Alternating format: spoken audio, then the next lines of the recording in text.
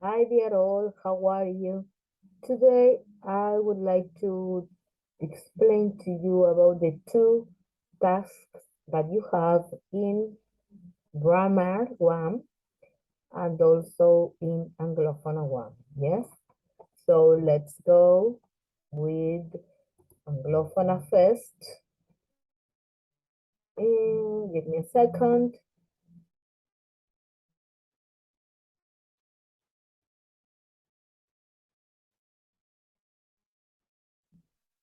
Well, the first task that you have in Anglófona 1, yes, is you have to, as you have read in the theory, um, there are English is a language which has a lot of words which doesn't belong to English specifically.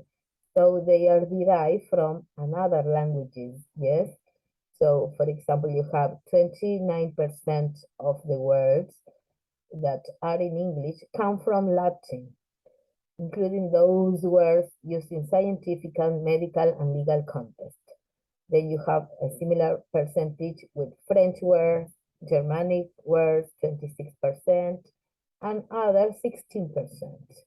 There are even some words which come from Spanish and which are used in English. For example, siesta, mosquito, tortilla, puma. Yes, well. So you will have to go to this page and watch the video, yes? And then you will have to find the examples of words that we use in English and which are borrowings from another languages. At least you have to write at least 5 examples of each.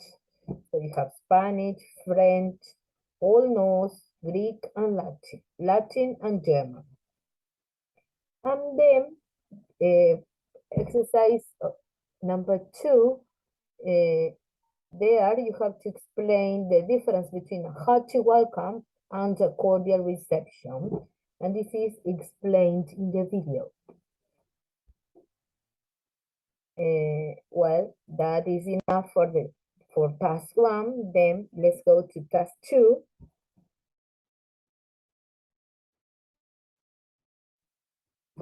Task 2 Task 2 goes from page 10 from the module up to the end of the module, yes? And you have to choose 2 countries where English is considered first language and second language from the ones shown in the module and find out about some of their similarities and differences.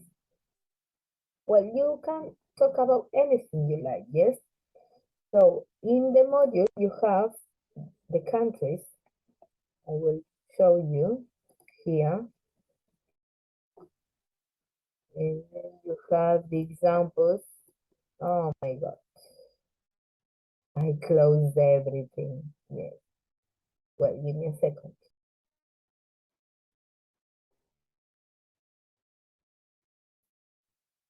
Well, now I would like to show you the countries that are shown in the module. Yes. Países en donde el inglés es considerado primera lengua y segunda lengua. You have Great Britain, and you have different facts about those countries. Population, languages, religions, currency, geography, economy, government, yes, well. And then you have the United States,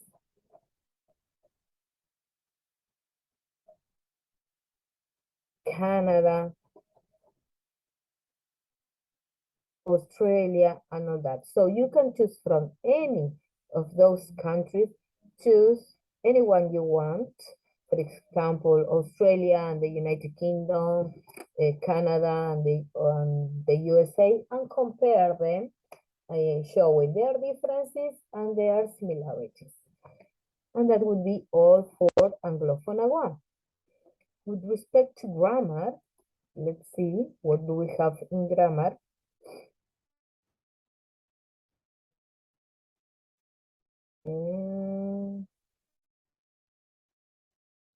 Grammar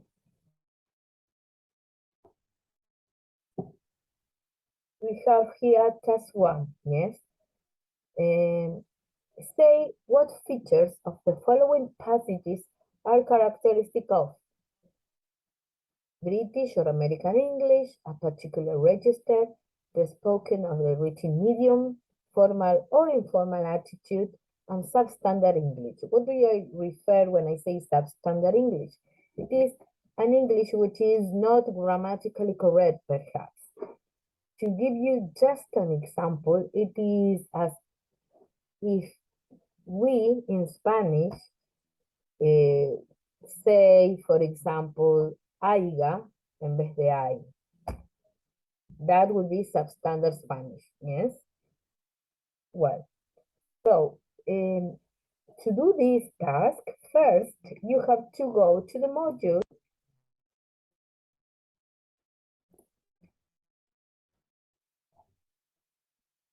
Here, when it says level of usage, yes? So here you have different varieties of English, apart from the national varieties, American English or British, there are different types of English, yes?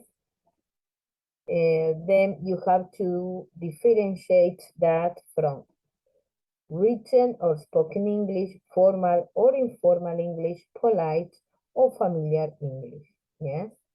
And here you have several examples of that. After reading this, you come back to the task. I'm sorry, this is not the one. Sorry. Here. Well, and you have point 1. As a biologist, I feel pretty sure that not all the knowledge an animal possesses has been founded on experience it has enjoyed in its own lifetime. So you must see which of these titles go with this paragraph or this example, yes? Sometimes only one of them can be used there. So if you are not sure whether the language is British or American, do not put it, please, because sometimes you put American or British and we do not have evidence that it is actually British English or American English. Sometimes it has some words which are in fact American or British and we really know for sure, but sometimes we don't. So if you are not sure, don't put that characteristic. A particular register, yes, you can put it if it is formal or informal.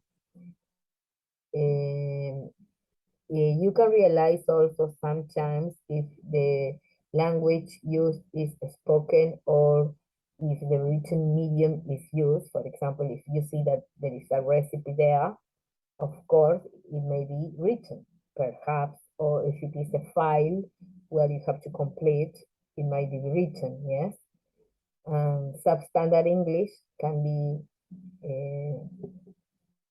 be seen because you can find some examples of inappropriate use of grammar, for example, yes?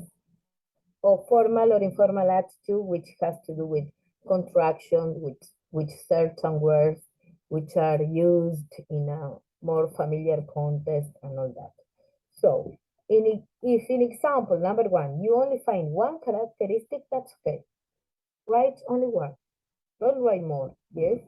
In the second example, if in the second example you find 2 or 3, well, perfect. That's it. But don't try to put all the characteristics in all the examples.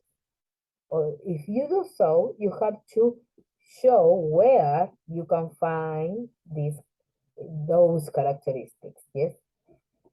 Well, I hope this is clear, and if it is not, please do not doubt in contacting